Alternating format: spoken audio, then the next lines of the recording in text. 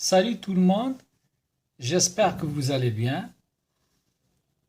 Je vous rencontre aujourd'hui, une nouvelle fois, pour voir ensemble une nouvelle leçon de grammaire qui s'intitule Les expansions du nom. Les expansions, ou bien, comme on le verra tout à l'heure, les enrichissements du nom. De quoi s'agit-il exactement? D'accord? Qu'est-ce qu'on veut dire par expansion du nom? Par quoi on peut enrichir un nom? D'accord? Tout ce détail, on va le voir aujourd'hui. Et j'espère que ça serait utile pour vous. En fait, alors une phrase de départ que je vous ai choisie, c'est une voiture roulée. D'accord? Une voiture roulée. Bien sûr, le type de cette phrase, c'est une phrase déclarative, d'accord? Composée d'un groupe nominal sujet qui est bien sûr une voiture et d'un verbe qui est le verbe rouler à l'imparfait. D'accord? C'est une action qui a été réalisée dans le passé. Alors, à nommer la fonction des mots ou des groupes de mots soulignés dans chaque phrase, nous avons cette phrase-là, une petite voiture roulée. Bien sûr, si on compare cette phrase, d'accord, avec notre phrase de départ, la différence entre les deux consiste à un rajout d'un mot qui est petite dans sa fonction, d'accord, la fonction du mot souligné qui est petite dans cette phrase-là, bien évidemment, c'est un adjectif qualificatif épithète. D'accord? Passons maintenant à une autre phrase. Une petite voiture roulée. D'accord? On a réutilisé la même phrase normalement. Une petite voiture roulée. Mais on a ajouté quelques détails. C'est que une petite voiture roulée dans la violente piste. Dans la violente piste. Bien sûr, ici, nous avons le mot violente qui est souligné. D'accord? Quelle est sa fonction, à votre avis? C'est toujours un adjectif qualificatif épithète. D'accord?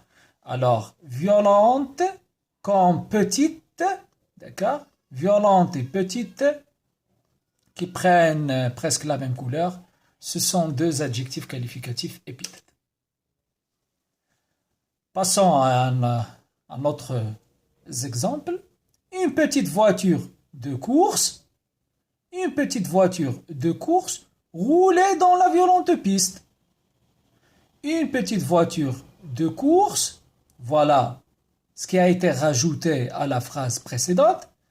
D'accord? De course, rouler dans la violente piste. Alors, quelle est la fonction de groupe de mots soulignés, ça veut dire de course, parce que déjà, on a dit que violente, c'est un adjectif qualificatif épithète. Alors, de course, ce qui a été rajouté, ce qui est nouveau dans cette phrase et on ne l'a pas vu dans les autres exemples, à votre avis, c'est quoi? Voiture de course.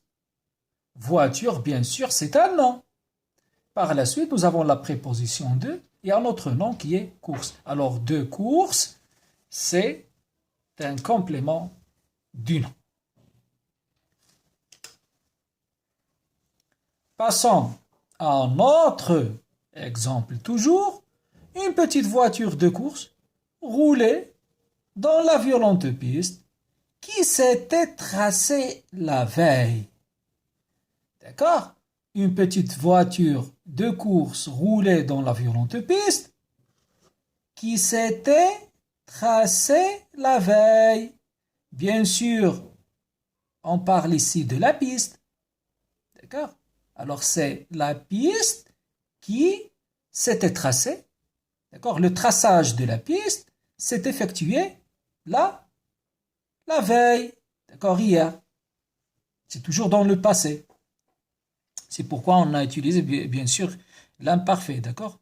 On a mis le verbe, l'auxiliaire être à l'imparfait. Alors, à votre avis, quelle est la fonction de ce groupe de mots soulignés qui s'était tracé la veille? D'accord? Si vous voyez bien, alors ce groupe de mots commence par qui, et qui, bien sûr, dans cet exemple-là, c'est un pronom relatif. Alors, qui s'était tracé la veille, ça va être une proposition relative. D'accord? Une proposition subordonnée relative.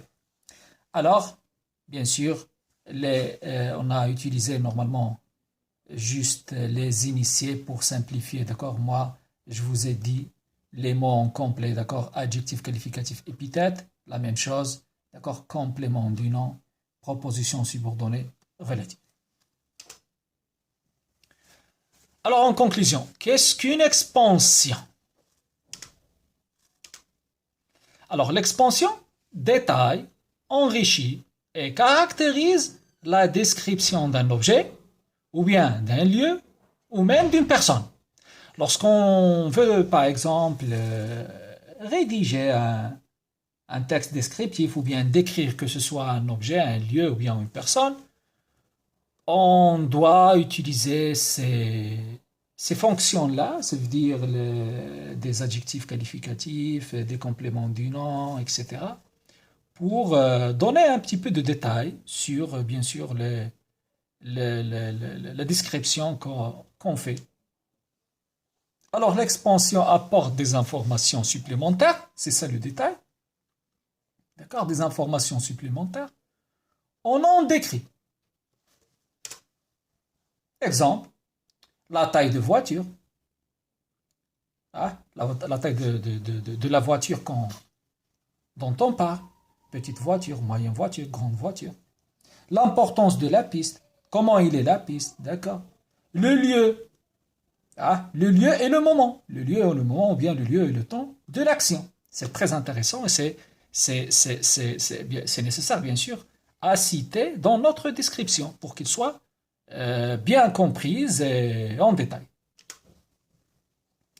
Alors, en récapitulatif, les expansions du nom, mes chers élèves, c'est que normalement, on a vu trois façons d'enrichir un nom, soit à l'aide d'un adjectif qualificatif, bien sûr épithète, d'accord? Alors c'est quoi? C'est un mot qui sert à préciser une qualité, une caractéristique d'une chose, je m'excuse, hein, j'ai oublié le E, d'une chose, d'un lieu ou d'une personne.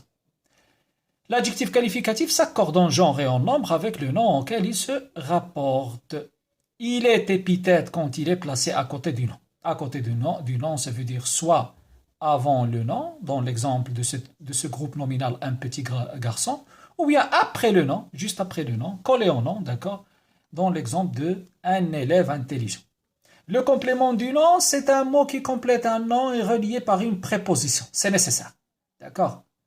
Préposition comme quoi? Comme à, de, des apostrophes, en, avec, etc. Exemple, la fille de mon voisin.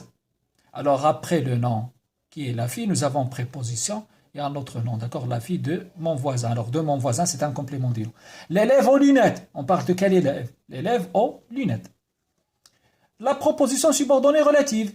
Ça aussi une façon d'enrichir un nom. C'est quoi en fait? C'est un groupe de mots qui complète le nom de la proposition principale. Elle est introduite par un pronom relatif. Dans ce cas, on parle des pronoms relatifs simples, alors qui, que, quoi, dont, où. Comporte toujours un verbe, bien sûr.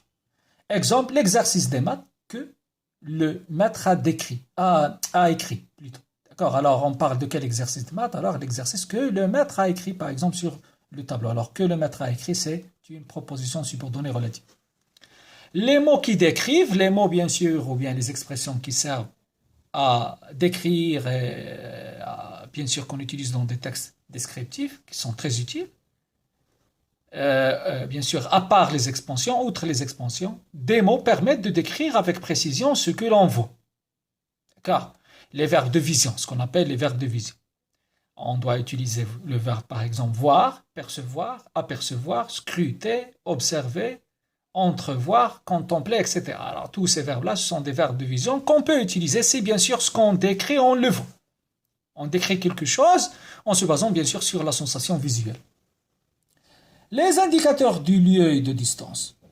Comme quoi? Devant, à droite, à gauche, tout droit, au bout de, au loin, à quelques mètres, à environ, en face de, etc. Alors, ce qu'on appelle les indicateurs de lieu ou bien de distance. Les indicateurs du temps. D'abord, tout de suite, après, ensuite, au bout de, puis, enfin. D'accord? Ce sont ce qu'on appelle les indicateurs du temps. Bien sûr, tous ces renseignements-là, ça constitue un bilan très adéquat, bien sûr, pour pouvoir d'écrire un texte, par exemple,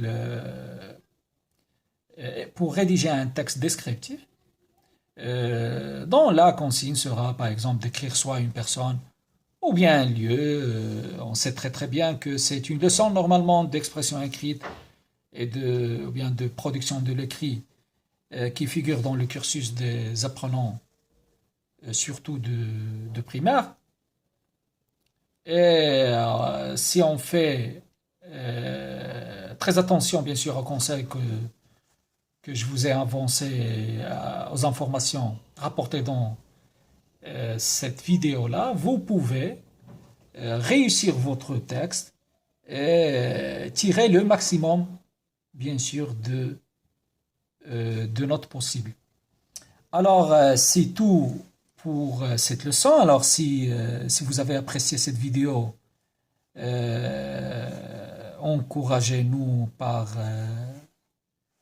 vos likes, d'accord? Essayez de liker cette vidéo et bien sûr, abonnez-vous à la chaîne comme ça pour recevoir toujours et voir nos nouveautés. Et bien sûr, si vous avez des questions ou bien des commentaires, n'hésitez pas à les écrire.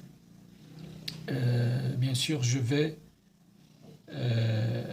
réagir à tous vos commentaires et à toutes vos questions le plus proche possible. Et à la prochaine.